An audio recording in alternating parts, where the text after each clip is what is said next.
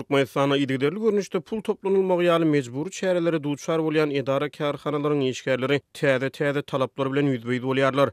Mara welaýatynyň döwlet edaralaryna we hususy kärhanalaryna zähmet çekýän erkek raýatlardan gara papak satyn almak talap edilýär. Bu barada Azatlyk radiosynyň habarçysy 30 dekabrda Sewitden maglumat berdi.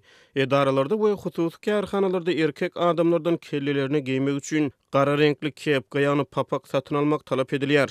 Her bir kepkanyň bahasy 70 we 100 manat aralygyny üýtgeýär diýip bir kärhana işçisi Azatlyk radiosynyň habarçysy bilen gurulmuşlukda aýtdy. Yerli ýaşaýjylar täze talaplary resmileriň döwlet we hususy pudogyň işgärlerinden nowatdaky pul ýygnamak çäreleri hökmüne häsiýetlendirýärler. Adamlardyň edara kärhanalaryň özüne paýlanýan papaklardan satyn almaly edilýärler diýip kärhana işçisi aýdýar.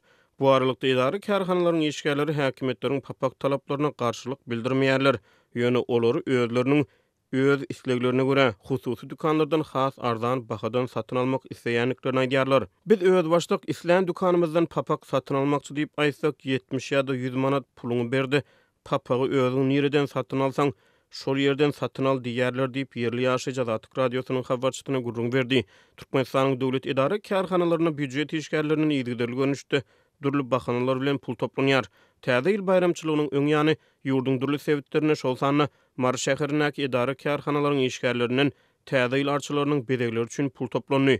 Galy berse edara kärhanalarda prezidentleriň portretlerini çalışmak üçin, paýta ýygym üçin, wagtal tebigaty goramak üçin nilen düşündiriş esasyny, hatda döwlet gurulmaçylygyna geçirilýän tigirli ýörüşleriň öňü tirosyna tigir satyn almak üçin nilen bahanalar bilen büdjet işgärlerinden pul toplanýar. Edara kärhanalardaky papak talaby ilkinji gedek oglan edilýär.